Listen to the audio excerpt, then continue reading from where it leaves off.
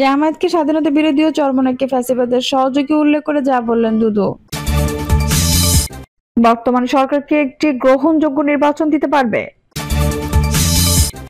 গণ অভ্যুত্থানে গঠিত সরকারের ম্যান্ডেট নির্বাচিত দলের চেয়েও বেশি। আজ নির্বাচন হলে কালই বিএনপি ক্ষমতা পাবে বললেন রুমিন ফারহানা।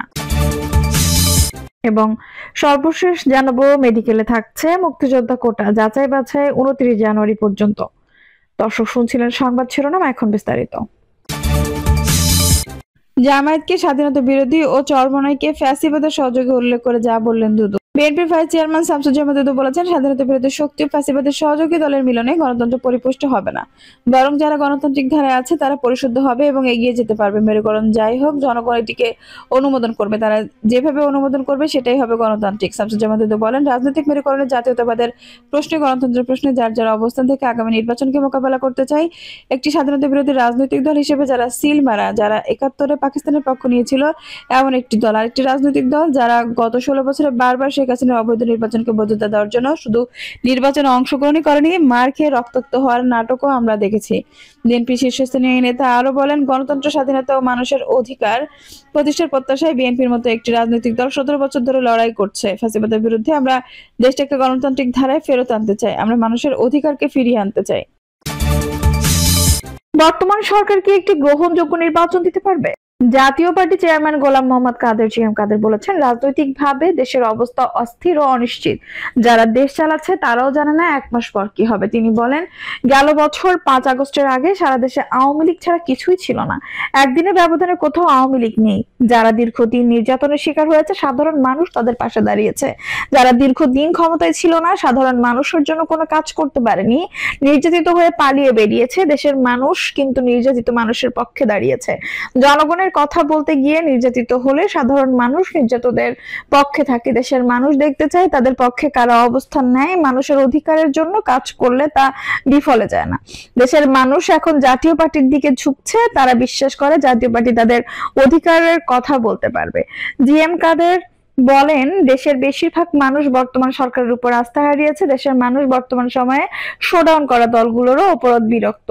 তারা সরকারি দলের মতো আচরণ করছে। বর্তমান সরকার সব ক্ষেত্রে ব্যর্থতার পরিচয় দিচ্ছে। এই স্রোতের বিপক্ষে শুধু মাঠে আছে জাতীয় পার্টি। প্রতিটি অন্যায় অবিচারের প্রতিবাদ করবে জাতীয় পার্টি। দেশের আইন শৃঙ্খলা পরিস্থিতি সরকারের নিয়ন্ত্রণে নেই, কে নিয়ন্ত্রণ করছে তা কেউ জানেন না।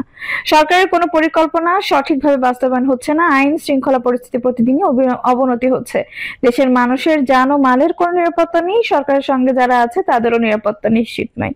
জাপা চেয়ারম্যান বলেন, প্রতিদিন দ্রব্যমূল্য বৃদ্ধির কারণে মানুষ আয় দিয়ে ব্যয় নির্বাহ করতে পারছে না। কলকারখানা বন্ধ হয়ে হাজার হাজার কর্মী বেকার হয়ে পড়ছে। দেশের আমদানি রপ্তানি অস্বাভাবিক হয়ে পড়েছে। আধা পেট খাওয়া ও না খেয়ে থাকা মানুষের সংখ্যা প্রতিদিনই বাড়ছে। দুর্বল আইন শৃঙ্খলা পরিস্থিতিতে ক্ষুধার্ত মানুষের সংখ্যা বাড়লে যে কোনো অজুহাতে দেশে ভয়াবহ অবস্থা সৃষ্টি হতে পারে। বিশৃঙ্খলা পরিস্থিতি তৈরি হলে দেশের অর্থনৈতিক অবস্থা বিপর্যস্ত হয়ে পড়ে। দেশি বিদেশি বিনিয়োগ অনিশ্চিত হয়ে ওঠে। নির্যাতিত ও নির্যাতনকারী এই দুই ভাগে দেশে বিভক্ত হয়ে গেছে। বাঁচার জন্য নির্যাতিতরা ঘুরে দাঁড়ালে সার্বক্ষিক অবস্থা সৃষ্টি হতে পারে। এ সময় জিএম কাদের আরো বলেন, এমন বাস্তবতা থেকে উত্তরণের জন্য শক্তিশালী সরকার দরকার। শক্তিশালী সরকারের জন্য দেশে বিদেশে গ্রহণযোগ্য একটি ভালো নির্বাচন দরকার। বর্তমান সরকারকে একটি গ্রহণযোগ্য নির্বাচন দিতে পারবে? এখনই তারা আমাদের সঙ্গে বৈষম্য করছে, আমাদের নামে মিথ্যা হত্যা মামলা দিয়েছে, আমাদের নেতাকর্মীরা রাস্তায় নামলে মিথ্যা মামলা দিচ্ছে, আমাদের নেতাদের গ্রেপ্তার করা হলে তাদের জামিন দিচ্ছে না। জাতীয় পার্টির নব্য ফ্যাসিবাদের শিকার হচ্ছে, আমাদের নির্বাচন থেকে বাদ দিতে চাচ্ছে। বেশিরভাগ মানুষ প্রতিনিধিত্বকারী রাজনৈতিক দলগুলোকে বাদ দিয়ে নির্বাচন করলে তাতে গ্রহণযোগ্য সরকার গঠিত হবে না। জাতীয় পার্টির মুন্সিগঞ্জ জেলা শাখার নবগঠিত আহ্বায়ক কমিটির সঙ্গে সাংগঠনিক আলোচনা সভায় ঢাকা বিভাগীয় অতিরিক্ত মহাসচিব লিয়াকত হোসেন খোকার সভাপতিত্বে বক্তব্য রাখেন জাতীয় পার্টির মহাসচিব Mohammad Mujibul Haque Chunnu, co chairman ABM Ruhul Amin Howlader. গণ অভ্যুত্থানে গঠিত সরকারের ম্যান্ডেট নির্বাচিত দলের চেয়েও বেশি। গণ অভ্যুত্থানের ফলে গঠিত হওয়া সরকারের ম্যান্ডেট 60-70 ভাগ ভোট পেয়ে নির্বাচিত হওয়া রাজনৈতিক দলের চেয়ে বেশি বলে মন্তব্য করেছেন বৈষম্যবিরোধী ছাত্র আন্দোলনের আহ্বায়ক হাসান আব্দুল্লাহ। হাসান আব্দুল্লাহ বলেন, গণ অভ্যুত্থানের পরে বাংলাদেশের কাঠামোগত পরিবর্তন করার সময় ও সুযোগ এলো, অথচ বিএনপি দেশ পুনর্গঠনের এই সুযোগকে অবমূল্যায়ন করে হাজির হলো 1/11 সরকারের ফর্মুলা আলাপ নিয়ে। ওইদিকে অন্তর্বর্তী সরকার যখন দেশে সংস্কারের কাজে নিয়োজিত হলো তখন বিএনপি এসে বলল এই সংস্কার করার ম্যান্ডেট বর্তমান অন্তর্বর্তীকালীন সরকারের নেই, অথচ বিএনপি এই কথা ভুলে গেল। গণ গণঅভ্যুত্থানের ফলে গঠিত হওয়া সরকারের ম্যান্ডেট 60-70 ভাগ ভোট পেয়ে নির্বাচিত হওয়া রাজনৈতিক দলের চেয়ে বেশি। তিনি বলেন, বিএনপির একজন সিনিয়র নেতা আওয়ামী লীগের সঙ্গে বিএনপির কোনো দ্বন্দ্ব না থাকার কথা বললেন অকপটে, অথচ তিনি ভুলে গেলেন এই আওয়ামী লীগ বাংলাদেশের রাজনীতিতে ফ্যাসিজম কায়েম করেছে, গুম খুন হত্যা গণহত্যা করে বাংলাদেশকে অরাজকতার শীর্ষ চূড়ায় গিয়েছে। এসব অন্যায় অনাচার ও জুলুম নিপীড়নের দায় এড়িয়ে তিনি আওয়ামী লীগকে রাজনৈতিক ব্ল্যাক চিক দিতে বিন্দুমাত্র দ্বিধাও করলেন না।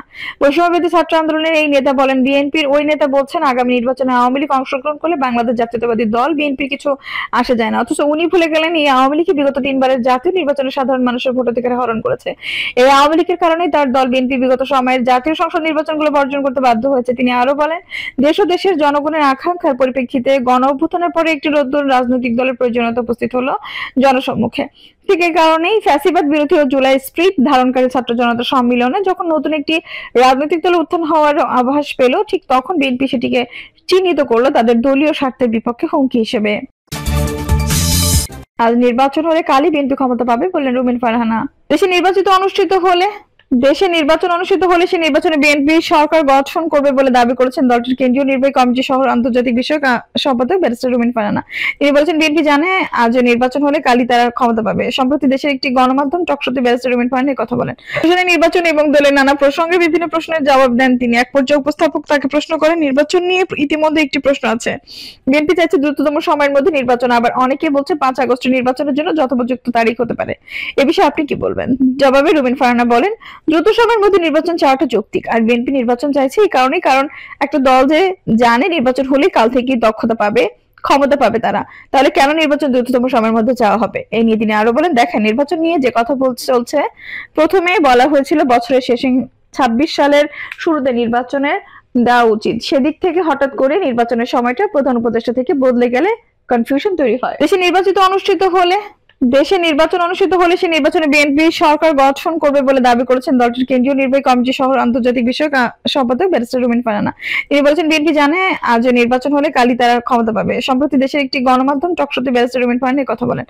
নির্বাচন এবং দলের নানা প্রসঙ্গে বিভিন্ন প্রশ্নের জবাব দেন তিনি। এক পর্যায়ে উপস্থাপক তাকে প্রশ্ন করেন, নির্বাচন নিয়ে ইতিমধ্যে একটি প্রশ্ন আছে, বিএনপি চাইছে দ্রুততম সময়ের মধ্যে নির্বাচন, আবার অনেকে বলছে 5 আগস্ট নির্বাচনের জন্য যথোপযুক্ত তারিখ হতে পারে, এ বিষয়ে আপনি কি বলবেন?